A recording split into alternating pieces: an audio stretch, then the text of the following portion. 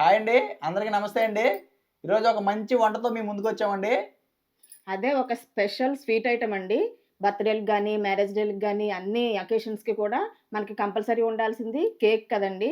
ఆ కేక్ తయారు చేయబోతున్నాను. మనం రవ్వ కేక్ అన్నమాట. బేకరీలకెళ్ళే పని లేకుండా ఇంట్లోనే ఈజీగా చేసుకోవడం ఎలాగో చెప్పుద్దండి ఇప్పుడు. రవ్వతోటి గుడ్డు లేకుండా హ్మ్. చాలామంది కేకులో ఓవెన్ లేకుండా. ఓవెన్ అవసరం లేదు, గుడ్డు అవసరం లేదు. చాలామంది కేక్ అనంగానే గుడ్డు ఉంటదేమో వద్దంటా ఉంటారు కదా! అలాంటియేం పెట్టుకోకుండా చక్కగా గుడ్డు లేకుండా శుభ్రంగా తయారు చేసుకోవచ్చండి. భలే పెద్దోళ్ళేంటి, పిల్లలేంటి అసలు చాలా ఇష్టంగా తింటారండి. సింపుల్‌గా కూడా చేసుకోవచ్చు. నిజంగా కేక్ ఇంత సింపుల్‌గా చేయొచ్చా అన్నట్టు ఉంటది కేకు. హ్మ్. మా ఇంట్లో అందరికీ ఫేవరెట్ కేక్ అండి ఈ రవ్వ కేక్ అనేది.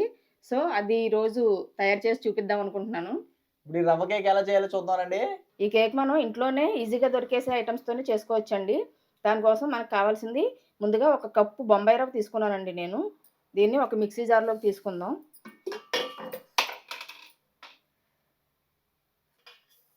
మనం రవ్వ తీసుకున్న అదే గిన్నెతో ముప్పావు కప్పు షుగర్ తీసుకోవాలండి. అంటే నేను కప్పుకి ముప్పావు కప్పు షుగరు. ఓకే. కొంచెం స్వీట్ బాగా తింటాము అనుకునే వాళ్ళు కప్పు వరకు తీసుకోవచ్చు. ఆహా! దీన్ని కూడా మిక్సీ జార్‌లో యేసుకుంటున్నాను. కప్పన్నా ఏసుకోవచ్చు. ఓ పావు తగ్గించైనా ఏసుకోవచ్చండి. అది లెక్క. అంతేనా? అంతే అండి. అలాగే దీనిలో 2 యాలకులు వేసుకొని దీన్నిప్పుడు మెత్తగా మిక్సీ పట్టుకోవాలండి. ఇలా మిక్సీ పట్టేసుకున్నాం కదండీ! ఈ పౌడర్‌ని ఏదన్నా ఒక గిన్నెలోకి తీసుకుందాం. ఇప్పుడు మనం రవ్వ తీసుకున్న కప్పుతోనే ఒక కప్పు మైదా వేసుకోవాలండి దీనిలో. ఇప్పుడు దీనిలో ఒక అర టేబుల్ స్పూను బేకింగ్ పౌడర్ అండి ఇది. కేక్ మంచిగా బేక్ అవ్వడానికి, పొంగడానికి యూజ్ అవుద్ది. దీన్ని ఒక అర టేబుల్ స్పూన్ తీసుకున్నాం. ఒక పావు స్పూను బేకింగ్ సోడా అండి. ఇది కూడా వేసుకోవాలి. కేకులు మస్టా ఈ రెండును? ఈ 2 మస్ట్‌గా వేసుకోవాలండి.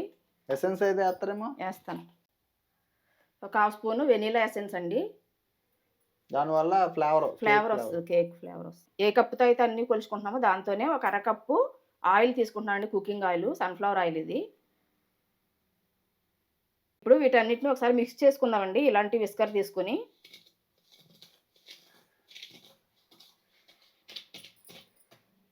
ఇవి కాచి చల్లార్చిన పాలండి. ఒక కప్పు వరకు తీసుకోవాలి. ఈ పాలను ఒకసారి వేసేయకుండా కొద్ది కొద్దిగా వేసుకుంటూ మనకి దోస పిండి బ్యాటర్ ఎలా ఉంటదో ఆ రకంగా కలుపుకోవాలండి.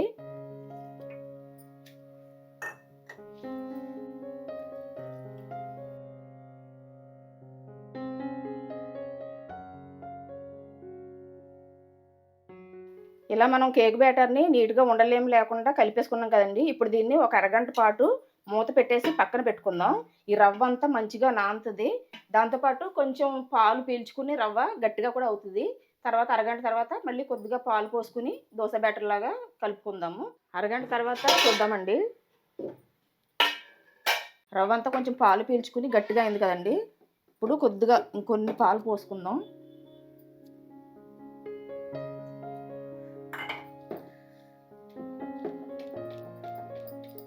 ఇప్పుడు ఈ బ్యాటర్‌లో కొంచెం టూటీ ఫ్రూటీ వేసుకుంటున్నానండి. మనం చక్కగా కేక్ తినేటప్పుడు అక్కడక్కడ తగులుతూ బావుంటది కేకు. ఓకే అండి. బ్యాటర్ రెడీ అయిపోయింది. కేక్ గిన్నెలోకి ట్రాన్స్‌ఫర్ చేసుకుందాం. ఇప్పుడు మనం కేక్ చేసుకునే గిన్నెలో కొద్దిగా ఆయిల్ వేసుకొని మొత్తం గిన్నె అంతటికి కూడా స్ప్రెడ్ చేసుకోవాలండి దీన్ని. ఇలా చేయడం వల్ల మనకి కేకు పిండి అంటుకోకుండా ఈజీగా ఊడొచ్చేస్తది కేక్ తయారైన తర్వాత.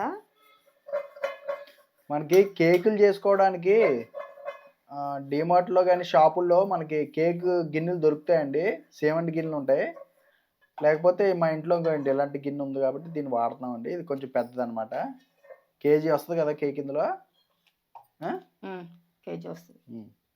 దీనిలో అడుగున బటర్ పేపర్ వేసుకుంటున్నానండి. మనకి కేక్ ఏమాత్రం అంటుకోకుండా ఈజీగా వచ్చేస్తది గిన్నె వదిలిపెట్టి. బటర్ పేపర్ మనకి బయట ఫ్యాన్సీ స్టోర్‌లో దొరుకుద్దండి. షీట్ రూ. 10 A3 షీటు. ఒక షీట్ తెచ్చుకున్నామంటే ఒక 10 కేకులు చేసుకోవచ్చు. దీనిలో ఇప్పుడు కేక్ బ్యాటర్ పోసేసుకుంటున్నాను.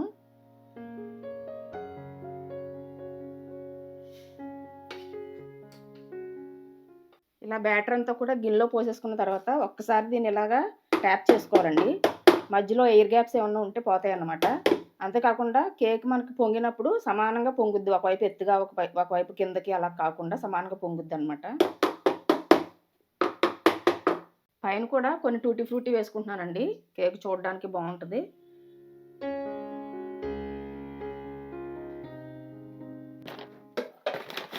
ఇప్పుడు మనం కేక్ బ్యాటర్ గిన్నెని పెట్టుకోవడానికి ఇలాంటి ఒక అడుగు మందంగా ఉన్న గిన్నె తీసుకోవాలండి.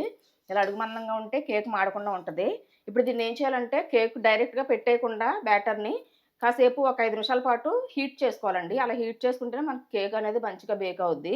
ఇప్పుడు ఈ గిన్నెలో మనం గిన్నె డైరెక్ట్‌గా పెట్టేయకూడదండి. కింద ఇలాంటి మూత గాని, లేకపోతే స్టీల్ స్టాండ్‌లు ఉంటాయి. అలాంటివి గాని ఏదన్నా వేసుకొని గిన్నె దీని మీద పెట్టుకోవాలనమాట. ఇప్పుడు ఇది పెట్టేసుకొని మూత పెట్టి ఒక 5 నిమిషాల పాటు ముందు హీట్ చేసుకోవాలి. కేక్ తయారు చేసుకోవడానికి గిన్నె అడుగున కొంతమంది ఇసుక గాని, కల్లుప్పు గాని అలాంటివి వేసుకుంటారండి. కానీ ఏమి అవసరం లేదు. చిన్న స్టాండ్ లాంటిది గాని, గిన్నె గాని ఏదైనా పెట్టుకుంటే సరిపోతది. గిన్నె హీట్ అయిందండి. ఇప్పుడు కేక్ బ్యాటర్ ఇందులో పెట్టేసుకుందాం.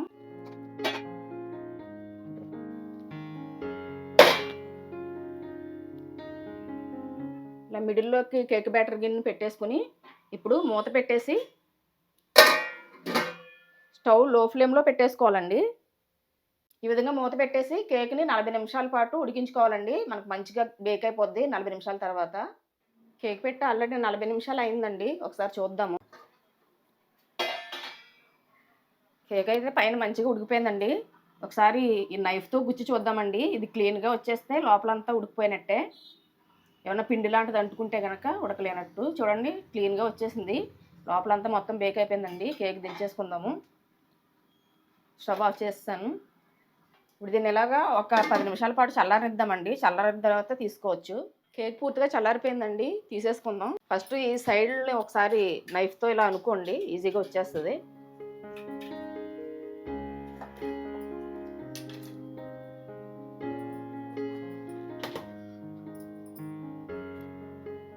చూడండి మనకి ఎంత నీట్‌గా వచ్చిందో కేక్. ఈ బటర్ పేపర్ ఉంది కదా కింద అది తీసేసుకుందాం.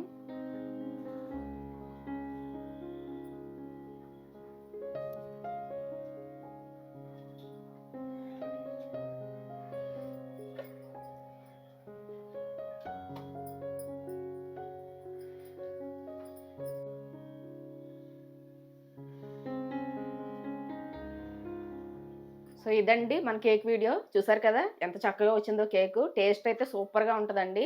ఒకసారి మీరు కూడా తప్పకుండా ట్రై చేసి చూడండి. మీ ఇంట్లో ప్రతి అకేషన్‌కి కూడా మంచిగా చేసుకోవచ్చు. బావుంటది. వీడియో నచ్చితే గనక తప్పకుండా వీడియోని లైక్ చేయండి. అలాగే మా ఛానల్‌ని ఇప్పటివరకు ఎవరైనా సబ్స్క్రైబ్ చేసుకోకపోతే ప్లీజ్ తప్పకుండా సబ్స్క్రైబ్ చేసుకోండి. Thank you.